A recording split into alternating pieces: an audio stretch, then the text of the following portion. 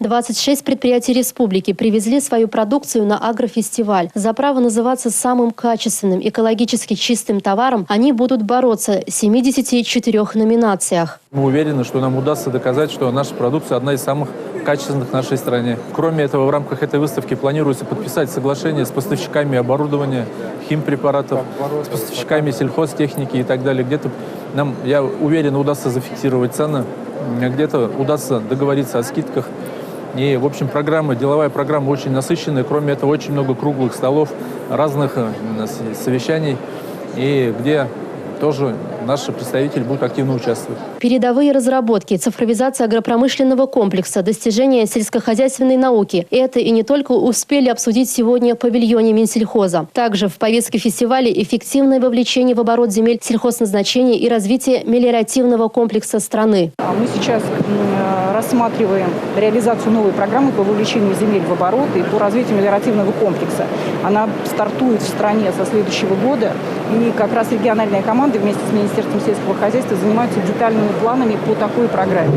Под вовлечение земель в оборот необходимы конкретные проекты по производству тех видов продуктов питания, которые сегодня востребованы либо внутри страны, либо на зарубежных рынках. И мы ориентируем коллег в том числе на производство продуктов с улучшенными характеристиками экологически чистых продуктов и органики. Агропромышленный комплекс успешно решает задачи продовольственной безопасности России и сохраняет курс на создание высокотехнологичного, современного производства. Мы ожидаем, что средние многолетние значения по уборке основных видов продукции сельского хозяйства будут достигнуты.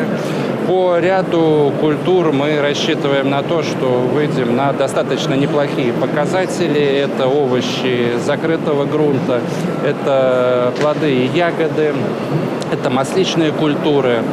Надеюсь, что погода не подведет, и мы сможем собрать достойный урожай, который уже и на сегодня обеспечивает наши внутренние потребности, но и в дальнейшем сможет нам гарантировать определенный экспортный потенциал. Завтра на Золотой осени начнется одноименный национальный гастрономический фестиваль, где можно будет увидеть и попробовать лучшую продукцию всей страны. На фестивале будут участвовать и чувашские предприниматели, ну а товаропроизводителям фестиваль даст возможность напрямую, без посредников, завоевать новых клиентов и заявить о своей продукции. Елизавета Цветкова, Бахтияр Велиев, Республика, из Москвы.